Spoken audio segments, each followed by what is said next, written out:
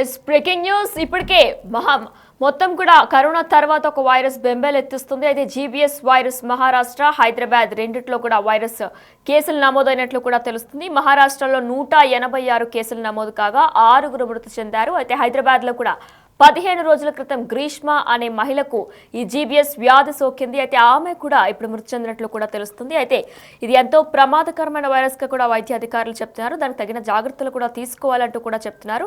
అయితే మహారాష్ట్ర పూణేలో కూడా అత్యధికంగా కేసులు కూడా నమోదవుతున్నాయి. ఇప్పుడు హైదరాబాద్ లో కూడా సిద్దిపేటకు చెందిన గ్రీష్మ అనే మహిళ కూడా 15 రోజుల క్రితం ఈ వైరస్ తో ఇప్పుడు మృతి చెందినట్లు కూడా తెలుస్తుంది. దీనికి సంబంధించి పూర్తి డీటెయిల్స్ మా ప్రతినిధి దుర్గారెడ్డిని అడిగి తెలుసుకుందాం. ఎస్ దుర్గారెడ్డి, అయితే ఇప్పటికే జీబీఎస్ వైరస్ అత్యధికంగా మహారాష్ట్ర పూణేలో కూడా కేసులు నమోదవుతున్నాయి. ఇప్పుడు హైదరాబాద్ సిద్దిపేటకు చెందిన గ్రీష్మ అనే మహిళ కూడా మృతి చెందారు. అప్డేట్స్ ఏంటి? డాక్టర్స్ ఏమంటున్నారు? సిద్దిపేట జిల్లాకు చెందిన గ్రీష్మ 25 సంవత్సరాల మహిళ మాత్రము 15 రోజుల క్రితము గుల్యం బ్యారీ సిండ్రోమ్ వ్యాధితో బాధపడుతూ ప్రభుత్వ ఆసుపత్రులు చికిత్స చేయించుకొని ప్రైవేట్ ఆసుపత్రి హైదరాబాద్ కు తరలించారు ఆ కుటుంబ సభ్యులు. ఆమె 15 రోజులు మాత్రం వివిధ ప్రభుత్వ ప్రైవేట్ ఆసుపత్రిలో శిక్ష పొందుతూ మాత్రం 2 రోజుల క్రితము ఆమె మరణించిందని చెప్పి వైద్యులు చెప్తున్నారు. నిజంగా కరోనా సమయం అంటే 2019, 2020 సంవత్సరంలో కరోనా, ఆ తర్వాత లాక్డౌన్ పీరియడ్ లో ఇలాంటి వ్యాధులు చైనా ఇలాంటి దేశంలో శాశ్వతలు వస్తున్నాయని చెప్పి తెలంగాణ రాష్ట్ర వ్యాప్తంగా కూడా చట్టదిట్టంగా ఏర్పాట్లు చేసి ఇలాంటి కరోనాకు సంబంధించిన వ్యాధి ట్రీట్మెంట్ కూడా ఆ రోజు చాలా మంది చనిపోవడం జరిగింది. దాంతో పాటు అప్పుడున్న లాక్డౌన్ పీరియడ్ విధించడం వల్ల చాలా మంది కోలుకున్నారు. ఆ తర్వాత అలాంటి వ్యాధి మరి కూడా ఆ కరోనాకు మించిన అటువంటి సంబంధించిన వ్యాధి గుల్యన్ బ్యారీ సిండ్రోమ్ వ్యాధితో అని చెప్పి వైద్యులు ధృవీకరించారు. దీంతో పాటు గ్రీష్మ కుటుంబ సభ్యులు మాత్రం లక్షల రూపాయలు ఖర్చు పెట్టి కూడా హైదరాబాద్ పలు ప్రైవేట్ ఆసుపత్రిలో ట్రీట్మెంట్ అందించినా కానీ ఆమెకు న్యాయం జరగలేదు. దీంతో పాటు ఆమెకు 2 కొడుకులకు కూతురు ఉన్నట్లు, 2 మాసాల కూతురు ఉన్నట్లు కూడా తెలుస్తుంది. దీంతో ఇక్కడ చూసినట్లయితే అంటే తెలంగాణ రాష్ట్ర వ్యాప్తంగా మన రాష్ట్రంతో పాటు ఇతర రాష్ట్రాల నుంచి మన రాష్ట్రాలకు కూడా వస్తుపోతుంటారు, ప్రయాణం చేస్తుంటారు. కనుక ఇలాంటి వ్యాధి వచ్చిన వారు కూడా జాగ్రత్తలు తీసుకోవాలని చెప్పి వైద్యులు సూచనలు సలహా చేస్తున్న విషయం అయితే మనకు తెలుస్తుంది. ఇక ఆ సిద్దిపేట జిల్లాకు సంబంధించిన గ్రీష్మ చనిపోవడం ఇక్కడ ఆ కుటుంబ సభ్యులే కావచ్చు, లేకుంటే ఈ ప్రాంత ప్రజలకు కొంత ఆందోళన గురి చేసిన మాట వాస్తవమే అని చెప్పి సమాచారం అయితే అందుతుంది. ఇప్పటికే వైద్యులు కూడా అన్ని రంగాల్లో కూడా ఎక్కడైతే ఇలాంటి వ్యాధి బారిన పడ్డ వాళ్ళంతా జాగ్రత్తలు తీసుకోవాలని చెప్పి వ్యాధికి సంబంధించిన వారు కానీ కుటుంబ సభ్యులకి కానీ ఏ విధంగా ఉండాలని చెప్పి కొన్ని సలహాలు సూచనలు కూడా చెప్తున్న విషయం అయితే మనకు తెలుస్తుందని చెప్పొచ్చు. వినైనా ఇక ఏదేమైనా అంటే 2019, 20 సంవత్సరంలో కరోనా వ్యాధిని బారిపడిన వాళ్ళు చాలా మంది చనిపోవడం జరిగింది. కరోనాతో ఎఫెక్ట్ వల్ల అన్ని కుటుంబాలు కూడా ఇప్పుడిప్పుడే కోలుకుంటున్న ఆ సమయంలో తెలంగాణ రాష్ట్రంలో కూడా ఇలాంటి సిండ్రోమ్ వ్యాధి లక్షణాలు, సిండ్రోమ్ సంబంధించిన వ్యాధి కొంతమంది ఇప్పటికే కొన్ని ప్రభుత్వ ప్రైవేట్ ఆసుపత్రుల్లో కూడా ప్రథమ శిక్ష అందించినట్టు తెలుస్తుంది. ఆ వ్యాధి బారిన పడ్డ మొదటి కేసుగా సిద్దిపేట జిల్లాకు సంబంధించిన గ్రీష్మ చనిపోవడం బాధాకరమని చెప్పి ఆ సిద్దిపేట ప్రాంత ప్రజలైతే ఆవేశం చేసిన విషయం అయితే తెలుస్తుంది. ఇప్పటికే ఇక్కడ ఇలాంటి వ్యాధి పట్ల ఉన్నవారు ఎవరైతే ఉన్నారో వాళ్ళ కుటుంబ సభ్యులు కానీ ప్రభుత్వం దృష్టికి వచ్చినా కానీ లేకుంటే ప్రభుత్వ ప్రైవేట్ ఆసుపత్రుల్లో కూడా ఎలాంటి ట్రీట్మెంట్ అందించే అవకాశాలు ఉంటాయని చెప్పి సూచనలు సలహాలు కూడా తీసుకోవాలని చెప్పి సమాచారం అయితే అందుతుంది. ఇప్పటికే రాష్ట్ర ప్రభుత్వం కూడా ఇలాంటి వ్యాధి పట్ల జాగ్రత్త ఉండాలి. వ్యాధులు వచ్చిన సందర్భంలో కూడా వైద్యుల సూచనల సలహా ప్రకారమే ఆ ట్రీట్మెంట్ పొందినట్లయితే కొంత కోలుకునే అవకాశం ఉంటుందని చెప్తున్నారు. అంటే ఇక్కడ నిజంగానే ఇలాంటి వ్యాధి ఇక్కడ జరగడం, ఈ ప్రాంతానికి సంబంధించిన మహిళ చనిపోవడం కూడా సిద్దిపేట ప్రాంత ప్రజలను కూడా కలిసివేసిందని చెప్పొచ్చు. వినయన right, thank you Durga Reddy. Yes, Bharat ను మరో కొత్త వైరస్ వణికిస్తుంది. మహారాష్ట్ర, పూణే, తెలంగాణలో జీబీఎస్ వైరస్ కలకలం రేపుతుంది. తెలంగాణలో కలకలం రేపుతున్న తొలి జీబీఎస్ మరణం అయితే గుల్యన్ బ్యారీ సిండ్రోమ్ వైరస్ తో సిద్దిపేట మహిళ గ్రీష్మ మృతి చెందారు. 15 రోజుల కిందట హైదరాబాద్ లో ప్రైవేట్ ఆసుపత్రిలో మృతి చెందారు. అయితే ఎటువంటి జాగ్రత్తలు తీసుకోవాలనే టిప్స్ కూడా మనం ప్రస్తుతం బిగ్ టీవీ లైవ్ లో విజువల్స్ రూపంలో చూస్తున్నాం. అయితే ఆసుపత్రిలో చికిత్స పొందుతూ గ్రీష్మ అనే మహిళ 15 రోజుల క్రితం హైదరాబాద్ కి చెందిన గ్రీష్మ అనే మహిళ మృతి చెందారు. మహారాష్ట్రలో కూడా రోజుకు కూడా ఈ కేసులు పెరుగుతున్నట్లు కూడా అక్కడ వైద్య అధికారులు తెలియజేస్తున్నారు. మహారాష్ట్రలో ఇప్పటికే 183 కేసులు నమోదైనట్లు కూడా వైద్య అధికారులు తెలియజేశారు. 6 మృతి చెందినట్లు కూడా వారు చెప్తున్నారు. అయితే ఇదే అంశంపై జీబీఎస్ వైరస్ ఎలా సోకుతుంది, తీసుకోవాల్సిన జాగ్రత్తలు ఏంటి, సింప్టమ్స్ ఏంటి అనే అంశంపై డాక్టర్తో మా ప్రతినిధి శ్రావణి ఫేస్ టు ఫేస్. సాధారణంగా మనం ఈ రోజుల్లో చూస్తున్నప్పటికీ డిఫరెంట్ టైప్స్ ఆఫ్ వైరసెస్ అలానే సిండ్రోమ్స్ అని చెప్పి కొత్త కొత్త పేర్లతోటి కొత్త కొత్త వ్యాధులు అయితే వస్తున్నాయి. సో ప్రస్తుత కాలంలో ఇటు పూణేలో కానీ అటు మహారాష్ట్రలో కానీ మనకి జీబీఎస్ అనే ఒక సిండ్రోమ్ అయితే అవుట్ బ్రేక్ అయింది. దానివల్ల ఇప్పుడు మరణాలు కూడా సంభవిస్తున్నాయి. సో ఈ సిండ్రోమ్ వల్ల మనకి మహారాష్ట్రలో దాదాపు 101 మంది హాస్పిటల్లో జాయిన్ అయ్యారు. అందులో దాదాపుగా 16 మంది అయితే వెంటిలేటర్ పైన ఉన్నారు. సో నిన్న తాజాగానైతే సోలాపూర్ లో మరణ కేసు అయితే ఒకటి నమోదైంది. సో ఈ సిండ్రోమ్ అంటే ఏంటి, అసలు ఇది దేని వల్ల వస్తుంది, ఇది వచ్చిన వాళ్ళకి ఖచ్చితంగా ట్రీట్మెంట్ ఎలాంటి ట్రీట్మెంట్ తీసుకోవాలి ఏంటన్న విషయాలపై మనతో పాటు మాట్లాడడానికి డాక్టర్ జనరల్ ఫిజిషియన్ మనతో పాటు ఉన్నారు వసంత్ గారు. సో మరిన్ని విషయాలు వారిని అడిగి తెలుసుకుందాం. సో సార్ చెప్పండి, మనం ఇప్పుడు తాజాగా పూణే అను మహారాష్ట్రలో చూస్తున్నాం జీబీఎస్ అని ఒక సిండ్రోమ్ అయితే అవుట్ బ్రేక్ అయిందని అంటున్నారు. అసలు ఈ జీబీఎస్ సిండ్రోమ్ అంటే ఏంటి? జీబీఎస్ అంటే గులియన్ బెర్రీ సిండ్రోమ్. మామూలుగా ఈ ఏదైతే ఎఫెక్టింగ్ సిండ్రోమ్ అనేది ఉందో పోస్ట్ వైరల్ ఇన్ఫెక్షన్స్లో వస్తుంది. అది కూడా 0.2, 0.3 to 1 or 2 మధ్యలో ఉంటుంది. అంటే ఒక 100 మందిలో 1,00,000 మందిలో ఒక్కరికి ఎఫెక్ట్ అయ్యేదాన్ని ఈరోజు మనము పూణేలో 100లో చూస్తున్నాం కేసెస్. యాక్చువల్లీ అక్కడ 1-2 అవ్వచ్చు అంటే బాగుండేది, కానీ 100లో చూసేసరికి ఈ సమస్య ఏర్పడుతుంది. పోస్ట్ వైరల్ ఇన్ఫెక్షన్స్గా ఇది చూసినట్టయితే మనం ఇక్కడ 100 కేసులో 68 మంది మేల్స్, 33 మంది ఫీమేల్స్ ఎఫెక్ట్ అయి ఉన్నారు. దాంట్లో వాళ్ళందరికీ కూడా ఇంతకుముందు డయేరియా కానీ ఇంకా మిగతా కాఫ్ కోల్డ్ అనే సిమ్టమ్స్ వచ్చాయి. అలా అని అది 2 నుంచి 6 వారాల ముందు వాళ్ళకి ఇన్ఫెక్షన్ వచ్చి ఉండాలి గులియన్ బెర్రీ సిండ్రోమ్ రావాలంటే. ఇప్పుడేంటి వాళ్ళు ఇప్పుడు టెస్ట్ చేస్తున్నారు, ఏం పాజిటివ్ ఉంటుంది, ఏం పాజిటివ్, చాలా బ్యాక్టీరియా కూడా పాజిటివ్ వస్తుంది. కానీ అక్కడ ఇన్ఫెక్ట్ అయినది ఏంటి, 6 వీక్స్ బ్యాక్ 2 వీక్స్ బ్యాక్ ఏదైతే ఇన్ఫెక్ట్ అయిందో వైరసా, ఏం వైరస్ అయి ఉంటుంది. నోరా వైరస్ కామన్గా ఉంది. అండ్ చికెన్ గున్యా మనం 2 months బ్యాక్ చూసినట్టే పూణేలో చాలా ఎఫెక్ట్ అయి ఉంది. డెంగ్యూ ఎఫెక్ట్ అయి ఉంది, కోవిడ్ ఎఫెక్ట్ అయి ఉంది. జైకా వైరస్ కూడా వచ్చినట్టు కేసులు నమోదైనాయి. సో ఈ గణాంకాలు ఇవన్నీ చూసి వాళ్ళకి ఇన్ఫెక్ట్ అయి ఉంటే దాని నుంచి ఇది వచ్చి ఉండొచ్చు అని చెప్పొచ్చు. ఇప్పుడు వాస్తవానికి నాందేడ్లో ఒక కేసు అనేది డెత్ అయింది, 64 years, నవంబర్లో, లాస్ట్ ఇయర్ నవంబర్లో, ఆల్మోస్ట్ 3 months బ్యాక్ నుంచి షీఈ్ ఆన్ వెంటిలేటర్ వేరియస్ హాస్పిటల్లో, ఒక 64-year ఫీమేల్. ఇప్పుడు నిన్న డెత్ అయింది కూడా యంగ్. అతను పూణేలో నివసిస్తూ షోలాపూర్కి వెళ్ళి అక్కడ అడ్మిట్ అయ్యి అక్కడ స్క్రాంబుల్ టు డెత్ అన్నట్టు. ఆయన చాలా ఏజ్ కూడా చిన్నది. అండ్ ఇప్పటి వరకు కూడా ఏ వైరస్ వచ్చింది, బ్యాక్టీరియా అనేది జుజునే అని ఉంటుంది, అది బ్యాక్టీరియానా లేకుంటే వైరస్ అనేది ఇంకా రాలేదు. సో అంటే ఈ జీబీఎస్ అనేది ఎక్కువ శాతం ఎలాంటి వాళ్ళు, అంటే ఏ ఏజ్ గ్రూప్ వాళ్ళకి, అంటే మనం ఎంపీహెచ్వి చూస్తున్నట్టయితే చిన్నపిల్లలు ఎక్కువ శాతం వస్తుందని అనుకున్నాం కదా. సో అంటే ఈ సిండ్రోమ్ ఏ ఏజ్ గ్రూప్ వాళ్ళలో ఎక్కువ ఉంటుంది? ఇది అందరిలో వస్తుందమ్మా. ఇప్పుడు వాస్తవానికి చెప్పాలంటే చిల్డ్రన్స్, చిన్నపిల్లల నుంచి పెద్దవాళ్ళందరికీ కూడా ఎఫెక్ట్ అవుతున్నారు ఇప్పుడు దాంట్లో. గణాంకాల ప్రకారం మనం చాలా మట్టుకు ఇప్పుడు ఇంత పెద్ద మోతాదుల్లో మన దేశంలో మొదటిసారి ఇది. మన దేశంలో ఒక్క చోట ఈ 100 కేసులు అనేది చాలా ఎక్కువ. అదే మనం Peru country, Brazil, South America, Brazil, Peru, Chile, ఈ 3 కంట్రీస్లో కూడా 100 కేసులు అనేది నమోదైనాయి. అది కూడా జూన్, జూలైలో ఎఫెక్ట్ అయి ఉన్నాయి. ఎక్కువ మట్టుకి కూడా వాళ్ళ దాంట్లో ఆల్రెడీ చికెన్ గున్యా వచ్చిపోయింది, కోవిడ్ వచ్చిపోయింది ఉంది ఆ టైంలో, 23 లాస్ట్ ఇయర్ 23-24లో. దెన్ డెంగ్యూ వచ్చింది. ఆ తర్వాత ఈ కాంప్లికేషన్. ఎప్పుడైతే ఇమ్యూనిటీ తగ్గుతుందో, ఇప్పుడు మీరు చికెన్ గున్యాలో చూసినట్టయితే న్యూట్రోఫిల్ కౌంట్ చాలా ఎక్కువ ఉండేది, డబ్ల్యూబీసీ కౌంట్ తగ్గిపోతుంది.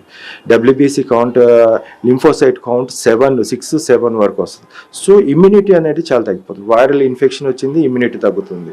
సో వైరస్ ఏం చేస్తుందంటే మన బాడీలో ఎంటర్ అయిన తర్వాత యాంటీబాడీస్ అనేది ప్రొడ్యూస్ అవుతుంది. మామూలుగా యాంటీబాడీస్ అన్ని దాన్ని అటాక్ చంపడానికి ప్రయత్నం చేస్తాయి. ఆ యాంటీబాడీస్ ఇప్పుడు after 2 weeks or 3 weeks or 4 weeks తర్వాత మిగతా బాడీలో ఉండే సెల్స్ని అటాక్ చేయడం స్టార్ట్ అవుతుంది. What ever it maybe platelets కానీ, డెంగ్యూలో అయితే ప్లేట్లెట్స్ మీద అటాక్ చేస్తుంది.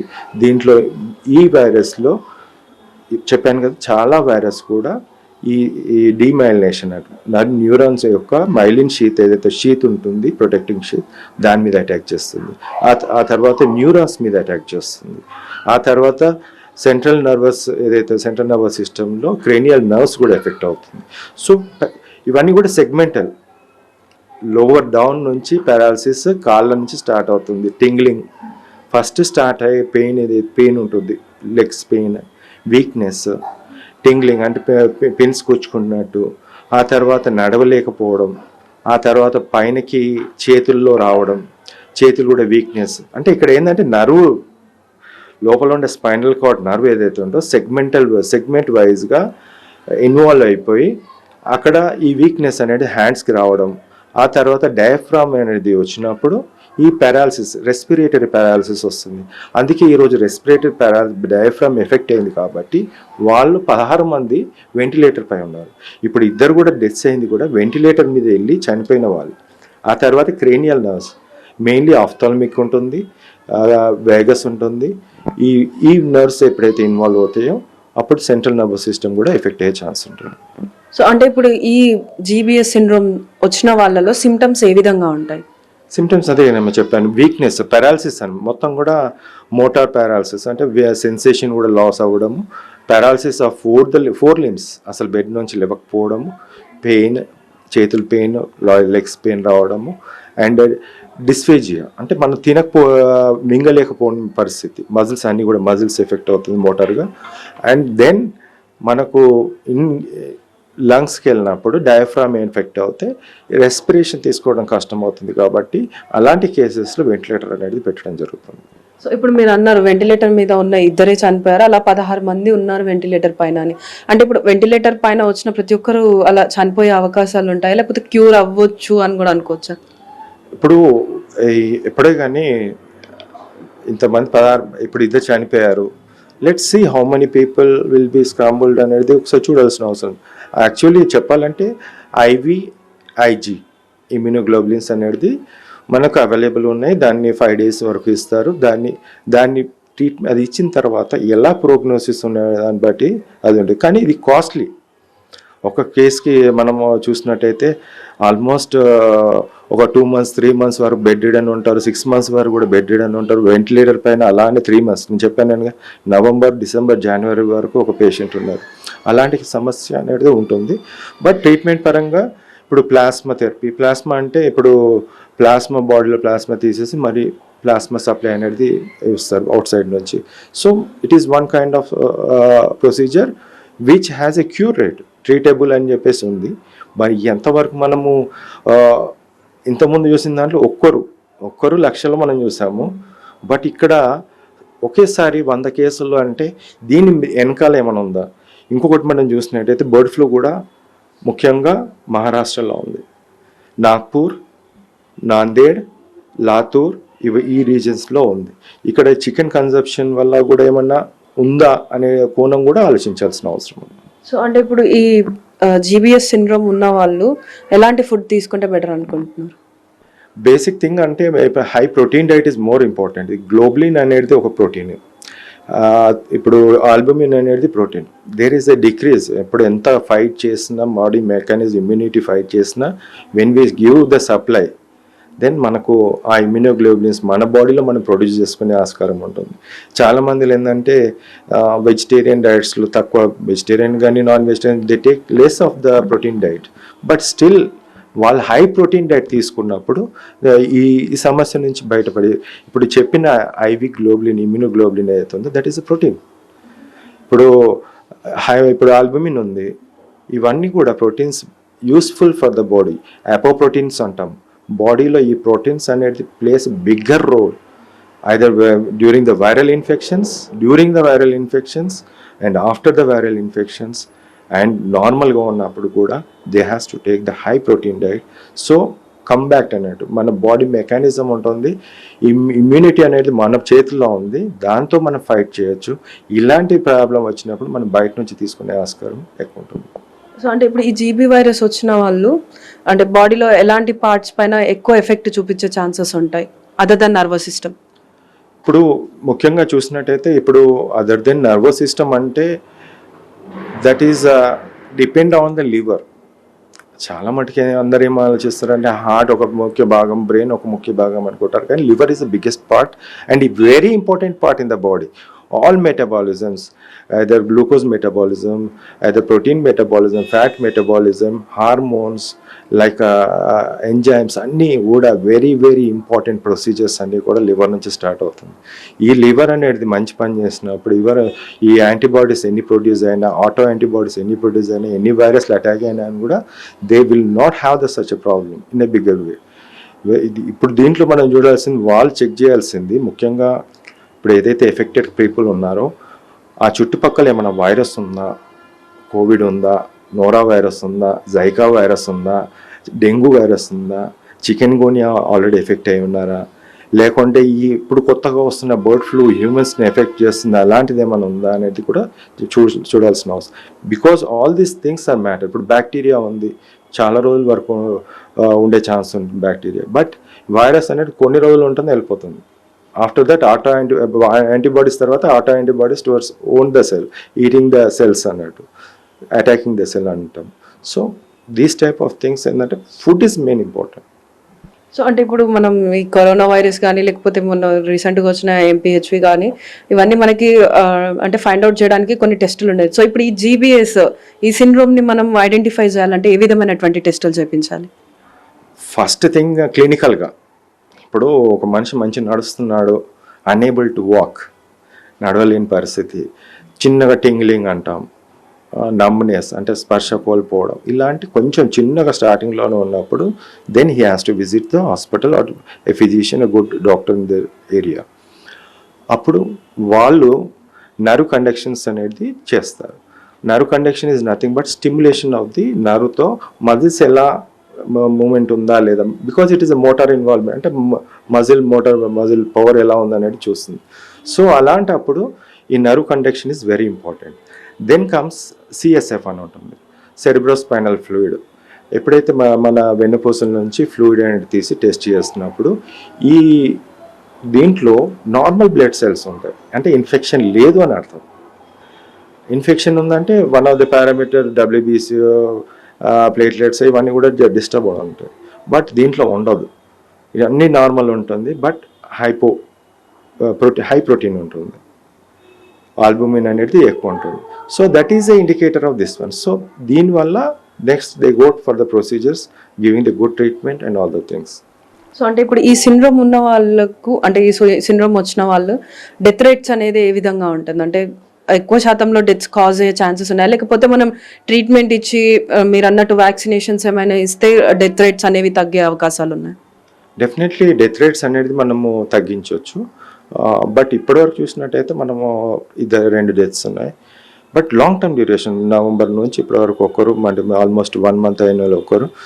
But long stay of the hospital ఒకటి ఉంది, and the medical facilities, ICU facilities and ventilator support, good support, followed by giving the medicines, ఏదైతే IVIG ఉంటుంది, plasma ఉంటుంది. This type of కరెక్ట్గా మనం ఇచ్చినట్టయితే చాలామందిని కూడా మనం కాపాడే విధంగా ఉంది.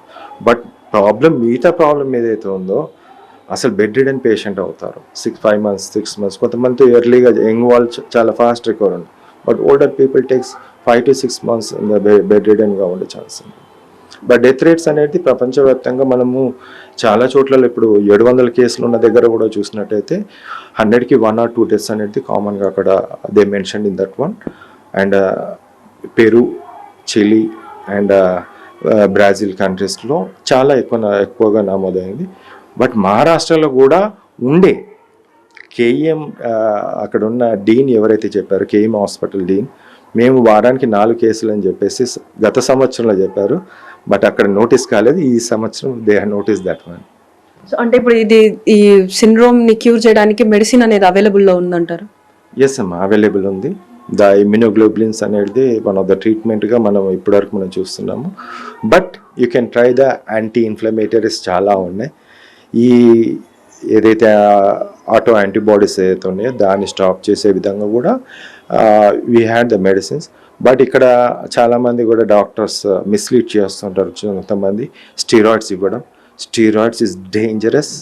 Once again I'm saying, any viral infection is dangerous, దీంట్లో కూడా dangerous. It should not be given, it must not be, అది తీసి పక్కన పడేయాలి. There is no use of steroids in this one. Steroids ఇచ్చినట్టయితే ఇంకా మిగతా కాంప్లికేషన్స్కి వెళ్ళేదారు. సో అంటే ఈ స్టెరాయిడ్స్ వల్ల సైడ్ ఎఫెక్ట్స్ వచ్చే ఛాన్సెస్ ఉన్నాయంటారు. అదే దాని ఈ సిండ్రోమ్కి ఇచ్చే వ్యాక్సిన్ కంటే దానివల్ల ఇంకెక్కువ అంటే ఎక్కువ డిసీజెస్ వచ్చే ఛాన్సెస్ ఉన్నాయంటారు. అపార్చునేటిక్ ఇన్ఫెక్షన్స్ వచ్చే ఛాన్స్ ఉంటుంది. లైక్ మ్యూకర్ మైకోసిస్ మనం చూసాం కోవిడ్ టైంలో, స్టెరాయిడ్స్ ఇవ్వడం వల్లనే వచ్చింది. దీంట్లో కూడా లేనిపోని మళ్ళీ ఇలాంటి రావడం జరుగుతుంది. ఇంకొకటి ఏంటంటే when immunity decreases, WBC count అవన్నీ కూడా తగ్గిపోయి మిగతా ఇన్ఫెక్షన్, ఇప్పుడు కంఫైలోబ్యాక్టీరియా అనేది కనిపిస్తుంది అంటున్నారు, అలాంటిది యాడ్ అవుతుంటాయి. బయట ఇంకొక ఈక్వల్ అనేది రెడీ ఉంటుంది, సూడోమోనాస్ అని రెడీ ఉంటుంది, బెడ్ల ఇంట్లో దాంట్లోనే ఉంటుంది, బాడీలో ఉంటుంది. So that will increase and మళ్ళీ దానికి ఇంకో ట్రీట్మెంట్ ఇవ్వాల్సి వస్తుంది. ఇలాంటి సమస్య స్టీరాయిడ్స్ ఇస్తే మాత్రం ఇలాంటి సమస్యలు వస్తుంది. సో చూస్తున్నారు కదా, ఈ జీబీఎస్ వైరస్ సిండ్రోమ్ ఏదైతే ఉందో దానివల్ల వచ్చే మనకి సిమ్టమ్స్ అయినా కానివ్వండి, అది ఎక్కువ శాతం వరకు నర్వస్ సిస్టమ్ పైన ఎఫెక్ట్ చూపిస్తుంది. కాబట్టి తగిన డాక్టర్స్ని అయితే అది తక్కువగా సిమ్టమ్స్ ఉన్న టైంలోనే డాక్టర్స్ని కన్సల్ట్ అయ్యి ట్రీట్మెంట్ తీసుకుంటే దాని నుంచి బయటపడే ఛాన్సెస్ ఉన్నాయి. అదేవిధంగా ఎలాంటి స్టెరాయిడ్స్ కూడా తీసుకోకూడదు. ఆ స్టెరాయిడ్స్ వల్ల కూడా మనకి సైడ్ ఎఫెక్ట్స్ వచ్చే ఛాన్సెస్ ఉంటాయి. కాబట్టి అవి వాటిని పూర్తిగా తగ్గించేసేసి కేవలం ఇమ్యూనిటీని పెంచుకునే ఫుడ్ కానివ్వండి, లేకపోతే ఈ నర్వస్ సిస్టమ్కి వచ్చిన ఇబ్బందులను బట్టి డాక్టర్స్ని కన్సల్ట్ అయిన తర్వాత వాళ్ళు సజెస్ట్ చేసిన ఫుడ్ కానీ సజెస్ట్ చేసిన మందులు కానీ తీసుకుంటే ఈ సిండ్రోమ్ నుంచి మనం బయటపడొచ్చు అని చెప్పేసి చెప్తున్నారు. కెమెరామెన్ సంతోష్తో శ్రావణి, బిగ్ టీవీ, హైదరాబాద్.